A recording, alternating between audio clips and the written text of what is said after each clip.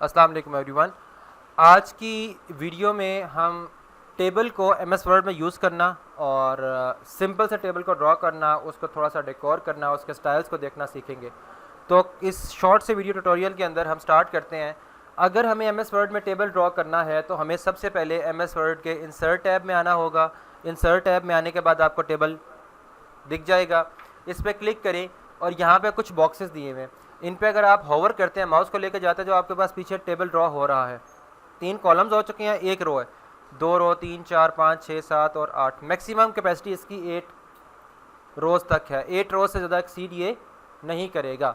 अगर आपको 8 रोज़ या इसके इनसाइड चाहिए तब तो ठीक है, अगर नहीं चाहिए, लेट से मुझे कॉलम्स तो 3 चाहिए बट मुझे जो रोज़ हैं वो 16, 17, 20 समथिंग लाइक दिस चाहिए। तो आप इंसर्ट में आएंगे, इंसर्ट में आने के बाद टेबल, टेबल में आने के बाद इंसर्ट टेबल पे आ जाने के बाद number of columns that we need is 3, number of rows that we need is you can say that 15 या 16।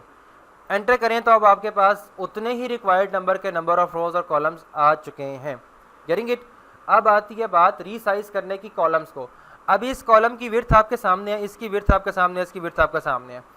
अगर इस कॉलम की विड्थ में मुझे सिर्फ चाहिए चैप्टर नंबर, या लाइक मुझे इस पूरे कॉलम में चैप्टर नंबर 1, 2, 3, 4 यानी कि कोई ज़्यादा कंटेंट प्लेस नहीं करना, तो डेफिनेट सी बात है इतनी सारी स्पेस हमारे पास एम्प्टी पड़ी हुई है। नेक्स्ट में लिखते हैं नेम और थर्ड में लिखते हैं पेज नंबर। ये हमने table of index normally books के स्टार्टिंग पेजेस में होता है कि जिसमें बताया जाता है कि आपके पास इस बुक में कौन सा चैप्टर किस नंबर पे है और उसका नाम क्या और उस पर किस पेज पे स्टार्ट हो रहा है। तो इसमें हमें ये तो आइडिया है कि नेम्स कैन बी, मतलब थोड़ा नेम ज़्यादा जगह ले सकते हैं, नेम बड़ा हो सकता है किसी चैप्टर का, इज इट। तो हम क्या करेंगे, जैसे ही माउस का बिहेवियर ये आएगा लेफ़्ट या राइट साइड पे रीसाइजिंग का एरो जो है वो किस तरफ है, लेफ़्ट राइट की तरफ पॉइंट आउट करें, क्लिक करें, किया रखें और इसके बाद आप इसको यहाँ पे करीब मिलें।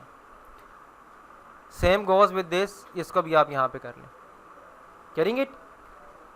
अब वन मोर थिंग कि मैं ये चाहता हूँ कि मेरे पास जो इस वक्त टेबल के बॉर्डर्स हैं, कंट्रोल पी करके देखो, मुझे अभी टेबल इस तरह का दिख रहा है।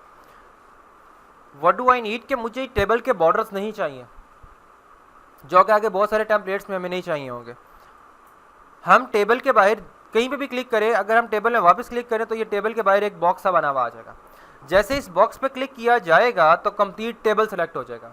इस बॉक्स पे क्लिक करते सार ही कंप्लीट टेबल सेलेक्ट हो जाएगा। जब कंप्लीट टेबल सेलेक्ट हो जाएगा तो आप किस में आएंगे, टेबल डिज़ाइन में, और यहाँ पे आप आ जाएंगे बॉर्डर्स में। बॉर्डर्स में आ जाने के बाद नो बॉर्डर करेंगे तो आपके पास क्या हो जाएगा, कंप्लीट बॉर्डर रिमूव हो जाएगा। कंट्रोल पी से आप देखें यहाँ पे आपको बॉर्डर नज़र नहीं आ रहा। इन्हें बोला जाता है ग्रिड लाइंस।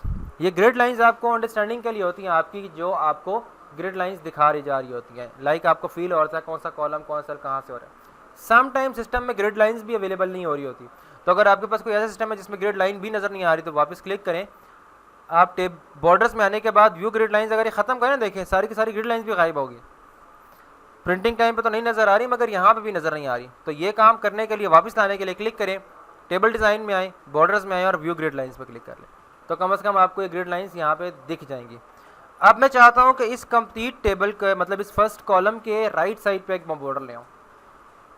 ये करने के लिए क्लिक करें और क्लिक करते हुए ड्रैग करके नीचे ले आएं। फर्स्ट कंप्लीट कॉलम सेलेक्ट हो चुका है। इसके बाद आप आएंगे टेबल डिज़ाइन में बॉर्डर, बॉर्डर के बाद border right. Same goes with इस सब को सिलेक्ट करें, बॉर्डर राइट पे आ जाए, कंट्रोल पी करें। क्लियर हो गया? ऑलराइट। अब मैं चाहता हूं कि चैप्टर नंबर ये फर्स्ट 2 सेल्स को सिलेक्ट किया, राइट क्लिक किया और मर्ज कर दिया, तो 2 सेल्स मिलके एक सेल बन गया। इन 2 सेल्स को भी मिला के मैंने राइट क्लिक करके क्या कर दिया, मर्ज सेल। इन 2 सेल्स को भी मिला के मैंने राइट क्लिक करके क्या कर दिया, मर्ज सेल कर दिया। अब मैं इन तीनों को सिलेक्ट करता हूं, होम पे आ जाता हूं। पहले तो मैंने बोल्ड कर दिया टेक्स्ट को, साइज अप कर दिया, ठीक है। फॉन्ट चेंज करना चाहूँ तो फॉन्ट भी चेंज कर दिया, रियल ब्लैक कर दिया मैंने। इनके बैकग्राउंड को चेंज करने के लिए सिलेक्टेड हैं। अभी वापस आऊँगा टेबल डिज़ाइन में। टेबल डिज़ाइन में आ जाने के बाद आप आएंगे शेडिंग में। शेडिंग में आ जाने के बाद आपके पास जो है शेड कर लेंगे, जो भी बैकग्राउंड पे कलर या कोई ब्लू सा कलर कर लेता, बिल्कुल डार्क सा। और उसके बाद होम पे आके कलर्स में आके यहाँ पे कलर आप कर लेंगे वाइट। तो अब आप देखिए कंट्रोल पी से आपके पास जो टेबल बना है उसमें चैप्टर का नंबर और बाकी जितनी भी डेकोर आपने किया, फॉर्मेटिंग किया, उसका कलर वगैरह सब कुछ चेंज है, बाकी सब कुछ आपके पास चेंज है।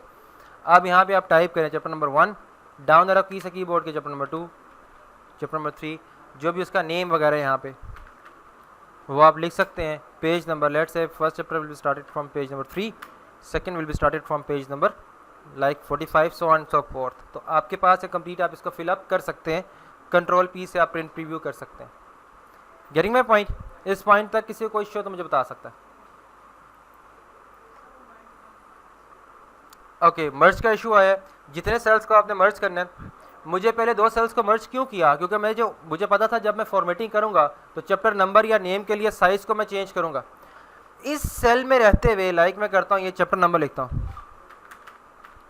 मैंने अगर चैप्टर नंबर लिखा इस सेल में रहते हुए, तो अब मैं इसे सिलेक्ट करता हूँ, कीबोर्ड माउस से सिलेक्ट करता हूँ, होम पे आके मैं इसके साइज़ को अप करता हूँ। तो देखिए उसके बड़े होते होते कंप्लीट मेरे पास जो है कॉलम डिस्टर्ब हो रहा है, रो डिस्टर्ब हो रही है, उसकी हाइट भी बढ़ रही है। तो मैं क्या करूँगा, ये काम करने से पहले मुझे पता है कि जब मैं साइज़ अप करूँगा तो हाइट ज़्यादा चाहिए होगी। पहले आप इन दोनों सेल्स को सिलेक्ट कर लें। सिलेक्ट करने के बाद राइट क्लिक करें और फिर क्या कर लें, आप मर्ज कर लें। मर्ज करेंगे तो अब ये दोनों सेल्स मिलके एक सेल बन चुके हैं।